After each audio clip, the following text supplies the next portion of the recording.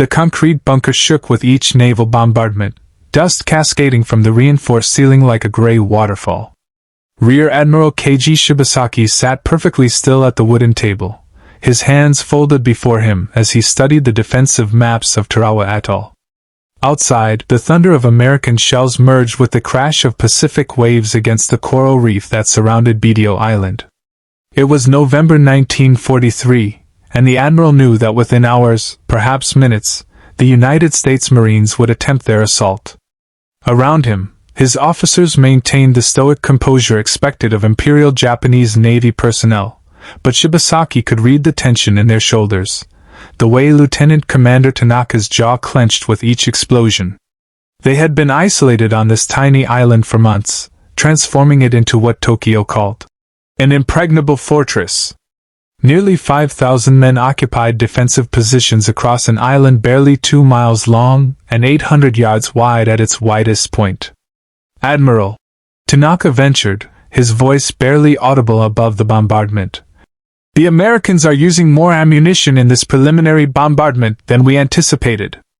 Intelligence suggested they would not commit such resources to what they perceive as a small, insignificant coral atoll." Shibasaki interrupted, a thin smile crossing his weathered face. "That is where Tokyo's assessment and reality diverge, Lieutenant Commander. The Americans do not think like us. They do not accept casualties as necessary sacrifices to the Emperor. They pour steel and fire onto a target until they believe nothing could possibly survive." He stood and walked to the wall where a faded photograph hung, captured American military literature from the battles at Guadalcanal. Shibasaki had studied these documents obsessively over the past months, along with intelligence reports from every engagement where Japanese forces had encountered the U.S. Marines. "What do you see when you look at these reports?" he asked the assembled officers. Captain Inuki, the island's senior ground commander, spoke first. "I see an enemy that relies on material superiority rather than fighting spirit, Admiral. They lack our discipline." "Do they?" Shibasaki's question hung in the air like the dust motes dancing in the single beam of light from the ventilation shaft. "Let me share what I have learned, what our brothers who survived Guadalcanal and Tulagi have reported. What I have concluded from months of study." He pulled out a leather journal, its pages filled with meticulous notes in his precise handwriting. "The United States Marines are not like their Army counterparts. They are not draftees fighting far from home with no understanding of why. The Marines are volunteers, men who chose to fight. And they have developed a doctrine specifically for what they call amphibious warfare." The bunker shook again, more violently this time. Shibasaki waited for the rumbling to subside before continuing. "At Guadalcanal, our commanders initially dismissed the Marines as soft, as products of American excess and comfort. General Harakichi Hayakate's staff believed that our seasoned troops from China and Manchuria would sweep them into the sea within days." His voice carried a bitter edge. "That contempt cost us the island and thousands of irreplaceable veterans." Lieutenant Commander Tanaka shifted uncomfortably. "But Admiral, we have learned from those mistakes. Our defenses here are—" "Let me finish." Shibasaki's tone was gentle but firm. "I have read the reports from officers who survived. Captain Yoshimura, who commanded the Ichiki detachment, wrote before his death that the Marines fought with what he called controlled ferocity. He noted that they were not banzai charges or reckless assaults. The Marines advanced with coordination, with units supporting each other, with devastating combined arms tactics he had never encountered, even in the battles across China." He turned to face his officers directly. Colonel Ichiki was a decorated veteran of campaigns across Asia. He had defeated Chinese armies. He marched his 900 men into what he assumed would be a quick victory against perhaps 10,000 Marines. He believed our spirit and our discipline would prevail. The Marines annihilated his force almost to the last man. Not because they were luckier or had more ammunition, but because they fought with a sophistication our commanders had not anticipated. The Admiral walked slowly around the table, making eye contact with each man. "From the survivors' accounts, I have compiled a profile of our enemy, one I believe Tokyo still does not fully appreciate, though I have sent my assessments repeatedly. He opened his journal and began to read, his voice taking on the measured tone of a scholar. First, their training is brutal and specific. Every Marine is trained in marksmanship to a standard that exceeds most of our infantry. Where we emphasize spiritual purity and the warrior's spirit, they emphasize practical killing skills. Every man who lands on this beach will be proficient with his rifle, will understand small unit tactics, will know how to advance under fire. Second, their junior leadership is exceptional. At Guadalcanal, witnesses reported that when Marine officers and sergeants fell, their men continued fighting effectively. Corporals and even private first-class Marines took command of squads and pressed attacks. This is not the behavior of an undisciplined mob. This is the result of systematic leadership training at every level. Third, and this troubles me most, they learn from their mistakes rapidly. At Tulagi, the Marines encountered our cave defenses for the first time. They struggled initially, taking heavy casualties. Within days, they had developed new tactics, flamethrowers, demolition teams, and coordinated assaults that reduced positions we thought impregnable. At Guadalcanal, they refined these methods further. By all reports, they are not the same force that landed in August 1942. They have evolved. Captain Nanuki interrupted, frustration evident in his voice. Admiral, with respect, this sounds like admiration for the enemy. We have prepared defenses that the Americans cannot breach. Our bunkers are reinforced with steel and concrete. We have artillery pre-registered on every beach approach. We have mines, obstacles, and nearly 5,000 determined men ready to die for the Emperor. You yourself declared that it would take 1,000,000 men 100 years to conquer Tarawa. Shibasaki allowed himself a small, sad smile. I said that to inspire our men, Captain. And our defenses are formidable, the finest I have seen in this war. But I did not say those things because I believe them. I said them because it is my duty to ensure our men fight with maximum spirit. He closed his journal and placed both hands flat on the table, leaning forward. Let me tell you what I truly think about the Marines who will soon assault this island. I think they are the finest assault infantry force the Americans have ever produced. I think they have been training specifically for this type of attack for 2 decades. I think they have studied our tactics at Tarawa and have developed countermeasures. I think they understand that this battle will be costly, and they are willing to pay that cost because they are not fighting to die gloriously. They are fighting to win and return home. The bunker fell silent except for the distant rumble of naval guns. Tanaka finally spoke, his voice barely above a whisper. Then what chance do we have, Admiral? We will make them bleed, Shibasaki said quietly. We will make them pay a price so terrible that their people back home question whether these Pacific islands are worth the cost. Each Marine we kill here delays their advance toward Japan by weeks or months. That is our mission, not victory in the traditional sense, but to be the rock that blunts their advance, that buys time for the homeland. He paused, listening to the bombardment that had now continued for nearly 3 hours. But I will not lie to you or to myself about who we face. The Marines are not supermen, they bleed and die like anyone. But they are professionals in the truest sense. They have transformed amphibious assault from a dangerous gamble into a precision operation. From the reports, I have learned several patterns that concern me greatly. The Marines operate with what they call fire and movement. While one unit fires to suppress our positions, another advances. Then they reverse roles.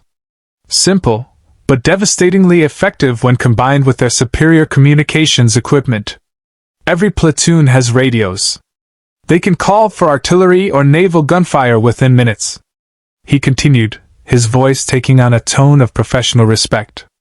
They also show remarkable psychological resilience. Banzai charges that broke Chinese armies and shattered British morale in Malaya have little effect on the Marines. They do not panic.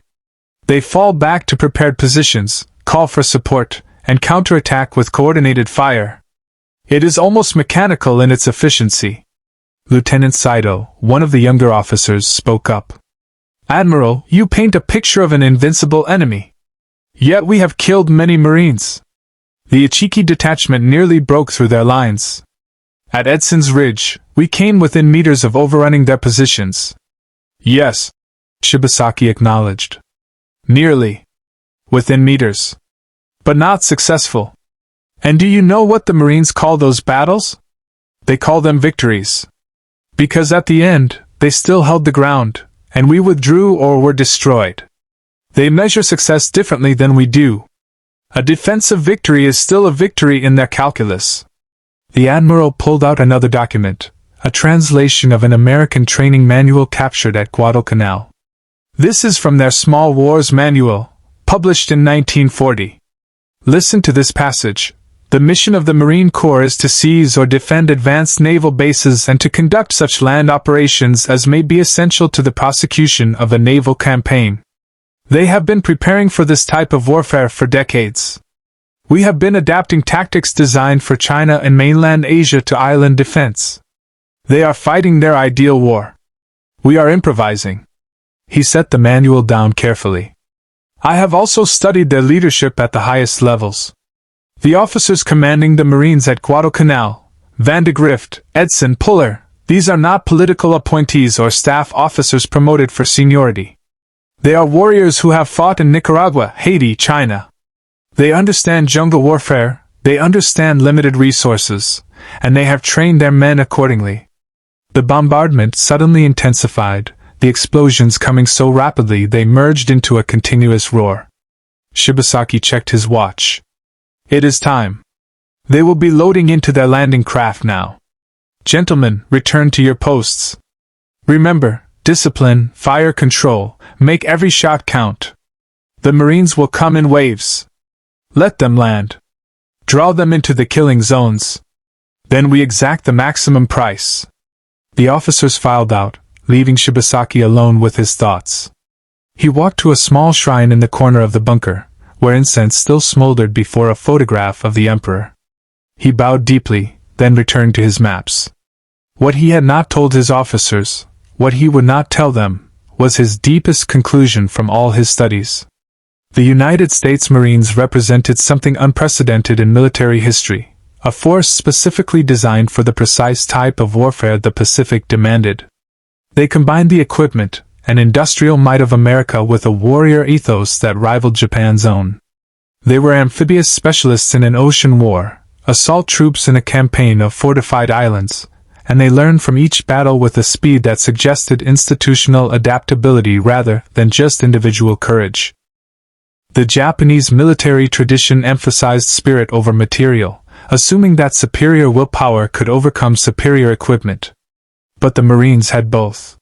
They had the rifles, the artillery, the naval support, and they also had the training, the leadership, and the fighting spirit to press attacks even under devastating fire. Shibasaki had seen the reports from officers who had witnessed Marine assaults up close. They described men who advanced through machine gun fire with what seemed like mechanical inevitability. When one fell, another took his place. When a position became untenable, they did not retreat in disorder. They conducted organized withdrawals under covering fire, then counterattacked with reinforcements. The most troubling reports came from night battles. Japanese doctrine relied heavily on night infiltration and surprise attacks, tactics that had panicked British forces in Malaya and disrupted Chinese armies. But at Guadalcanal, the Marines had adapted quickly. They established defensive perimeters with interlocking fields of fire, used illumination rounds to expose attackers, and maintained fire discipline that turned Japanese night attacks into killing grounds. Within weeks, the night belonged to either side. It had become a deadly stalemate where Japanese spiritual tactics met Marine training and preparation. The bombardment ceased suddenly. In the eerie silence that followed, Shibasaki could hear the waves, the distant rumble of aircraft engines, and closer, the sound of his own breathing. He thought of his wife and children in Hiroshima, wondered if he would see them again, and knew the answer. He walked to the observation slit and peered out at the lagoon.